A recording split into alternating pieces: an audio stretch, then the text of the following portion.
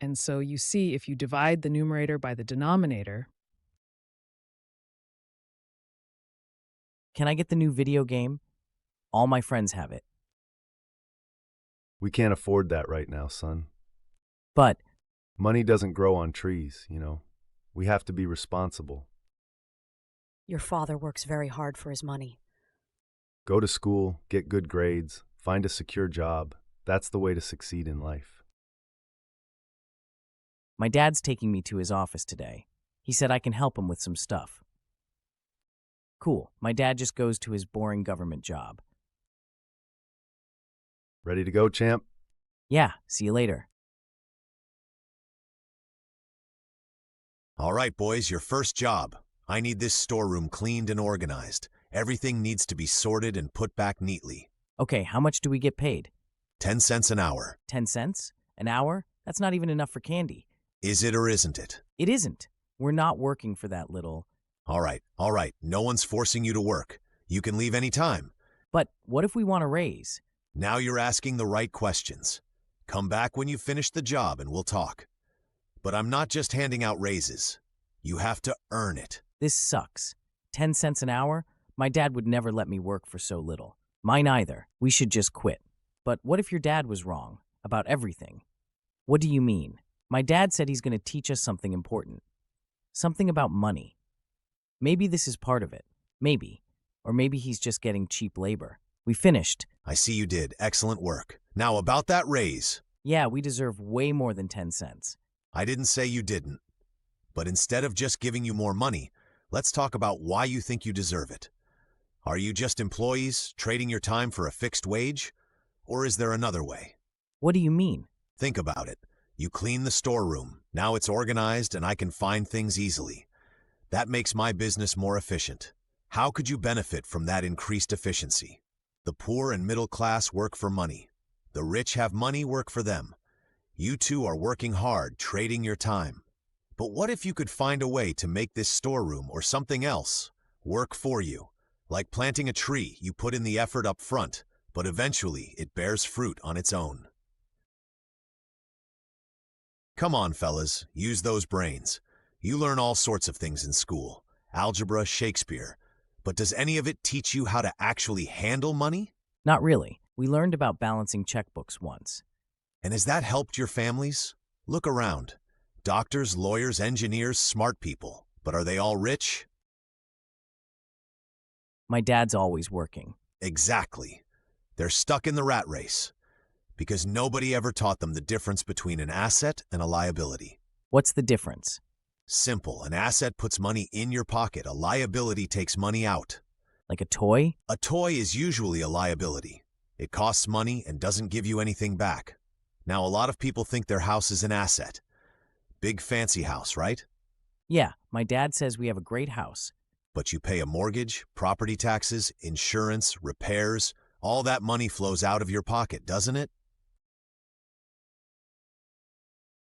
So is it really an asset, or is it a liability disguised as an asset? That's what you need to learn to see. That's right. Now let's talk about the rat race. Ever feel like you're running in circles, working harder and harder, but never getting ahead? It's like this. You get a job, you earn money, then you spend it. As you earn more, you want more. Bigger house, fancier car. Suddenly you're working even harder just to keep up. So getting a raise is bad? Not bad, Tommy. But if all that extra money just goes into bigger expenses, you're still stuck. You're in a financial prison. What's the way out? Build a foundation. Acquire assets that put money in your pocket, not take it out.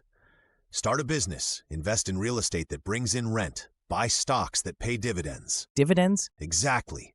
The key is to create streams of income that flow in even when you're not working directly for it. Passive income. That's the goal.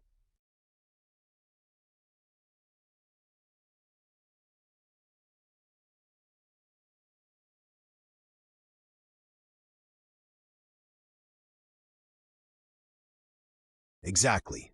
Companies pay out a portion of their profits to shareholders. It's like a little reward for owning a piece of the business. So instead of just working for money, you can own things that make money. You're getting it. But here's something most people don't realize.